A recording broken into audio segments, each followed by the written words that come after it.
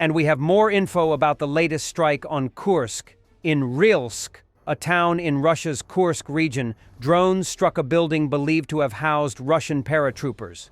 According to the Russian Severny Canal telegram channel, troops from the 76th Guards Air Assault Division were stationed in the building. They chose to hide in a densely populated residential area. The drones entered 30 kilometers deep, and our air defense completely missed them, the channel reported. Video footage released on social media shows the moment of the strike and its aftermath. The building, reportedly a hotel, was hit at around 23:10 local time, causing a fire that spread to a nearby apartment and a car. In addition to the strike in Rylsk, explosions and a large fire were reported at a railway station near the city of Lvov in the same region. Serhiy Bratchuk, a spokesperson for the Ukrainian Volunteer Army, reported that the fire followed a drone attack. He said that according to the OSINT technical project, NASA satellites recorded multiple heat signatures at the station. Bratchuk suggested that the scale of the fire indicates the ignition of fuel or ammunition. Ukraine has not officially confirmed its involvement in the attacks. However, strikes on Russian rear-area infrastructure have become more frequent amid the growing use of kamikaze and FPV drones. On the night of May 29th, a fire was recorded at the Avangard plant in St. Petersburg, which manufactures electronics for Russia's defense industry. Satellite imagery also confirmed damage to a production facility at the Kronstadt plant in the Moscow region following a Ukrainian drone strike. The plant produces Orion drones used in the war, and according to Ukraine's defense intelligence, also manufactures the new Russian Banderol cruise missile. A Ukrainian Su-27 strikes Russian assault group positions near the village of Bahatir with 2 GBU-62 bombs. In recent months, Ukraine's Air Force has ramped up activity, conducting daily precision strikes on Russian targets using Western-supplied guided bombs like JDAMs and AASM. These smart munitions allow Ukrainian jets to strike from safer distances, hitting command posts, ammo depots, and fortifications with pinpoint accuracy. Combat footage of the pro-Ukraine Russian Volunteer Corps fighting the Russian fascists on the front line around Kupiansk, Ukraine. The Russian Volunteer Corps is a pro-Ukraine paramilitary group made up of anti-Kremlin Russian nationals. Operating alongside Ukrainian forces, they've conducted cross-border raids into Russia, targeting military and symbolic sites. Their goal is to destabilize Putin's regime from within and show that armed resistance to the Kremlin exists even among Russians themselves. Their actions carry both military and psychological impact. Another Russian decided that the best way to escape a drone was to throw his rifle at it. He was wrong. Ukrainian FPV drones have become highly effective tools for hunting individual Russian soldiers on the front lines. These small, inexpensive drones are manually piloted with real-time video feeds, allowing operators to chase down targets with precision. Armed with grenades or small explosive charges, they can strike soldiers in trenches, foxholes, or even inside buildings. Their agility and ability to maneuver through tight spaces make them nearly impossible to evade. Russians have opened the largest military training camp for children in Volgograd, Russia. Several hundred children aged 14 to 17 are being taught to kill Ukrainians and Europeans. 1/3 of them are children from the occupied territories of Ukraine.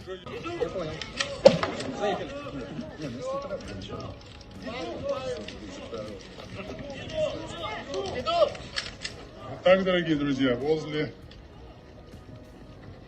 города, уже, я не знаю, Волгоград, конечно, но Сталинград тоже хочется сказать. Ребята вот такие молодые, с 14 до 17 лет, их несколько сотен здесь. European leaders traveled to Asia with a key message this week. They must work more closely together to preserve the rules-based order from threats from China and Russia.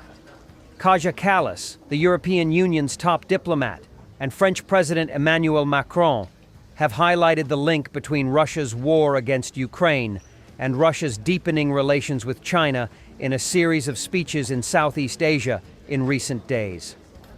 It is the greatest challenge of our time, Kallas said on Saturday at the Shangri-La Dialogue in Singapore, Asia's top forum for defense leaders, military officers, and diplomats. When China and Russia speak of leading together changes not seen in 100 years and of revisions of the global security order, we should all be extremely worried, Kallis added. Kallis accused China of facilitating Russia's war machine, saying that 80% of the dual-use goods used to fight Ukraine come from the world's second-largest economy. She recalled that U.S. Secretary of Defense Pete Hagel warned of the threat from China to the rest of Asia and said that Russia should also be a major concern. If you are worried about China, you should be worried about Russia, Kallis said. Western officials accused China of supplying Russia with critical technologies, including drones, while claiming that both countries are involved in cyber attacks, acts of sabotage, and dangerous activities related to infrastructure such as deep-sea cables. Russia has destroyed a Ukrainian Baptist prayer home in Kostiantynivka, Donetsk region of Ukraine. Since Russia's full-scale invasion of Ukraine in February 2022, over 600 religious sites, including churches, mosques, and synagogues, have been destroyed or severely damaged, according to Ukrainian authorities. These attacks have targeted Christian churches, such as the Church of the Nativity of the Theotokos in Vyazivka and the Church of the Ascension in Lukianivka, both of which were destroyed by Russian forces. Ukraine has signed a licensing agreement to use NATO's non-commercial command and reporting center system interface software, which will allow its and the alliance's aircraft to coordinate operations within a unified digital system, Deputy Defense Minister Katerina Chernohorenko announced on Friday. The CSI software is a key component of NATO's Link 16 data exchange protocol, also known as the alliance's military Wi-Fi, and will aid in the coordination and control of Western-supplied aircraft such as the F-16 and Mirage 2000, as well as integrated air and missile defense systems such as the Patriot.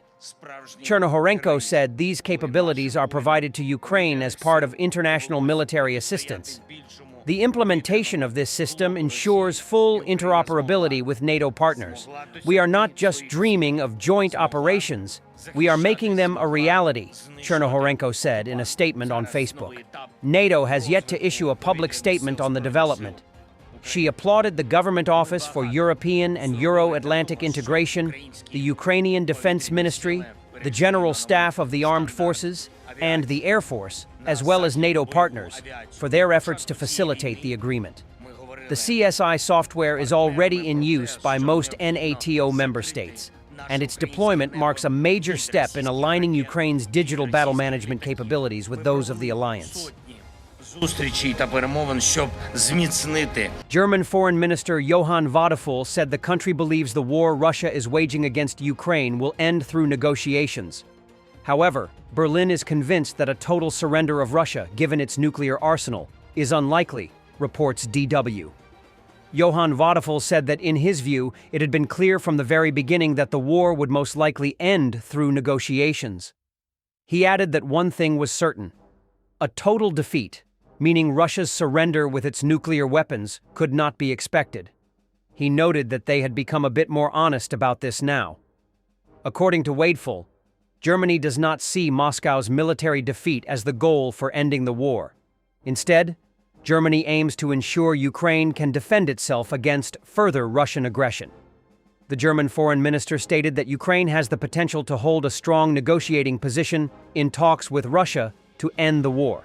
He added that it was essential for Ukraine to make the decision itself, rather than having it imposed upon it. The German foreign minister also expressed confidence that the U.S. will support EU pressure on Moscow through sanctions. He added that the question of future U.S. aid to Ukraine remains open, which should push the EU to take new steps.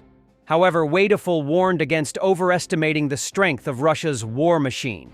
He said that after all, Russia had been trying for 3 years to achieve a goal Putin had expected to reach in just a few days.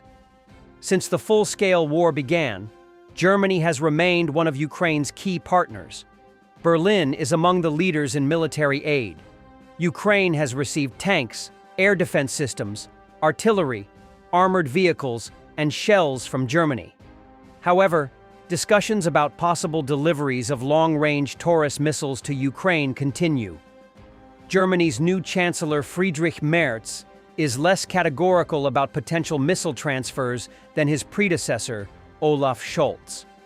However, Merz wants the discussions to stay out of the public eye. President Volodymyr Zelensky recently visited Germany, where he discussed Taurus missiles with Merz. Thanks for watching, and don't forget to subscribe. Also, if you want to support Warthog Defense, please become our member and get early access to new videos, exclusive members-only videos, and become administrator in comment section. The membership link is in the description. Rescues every day. We had a guy last week, it's 6 rescues in 6 days. You know, he's doing the job every day.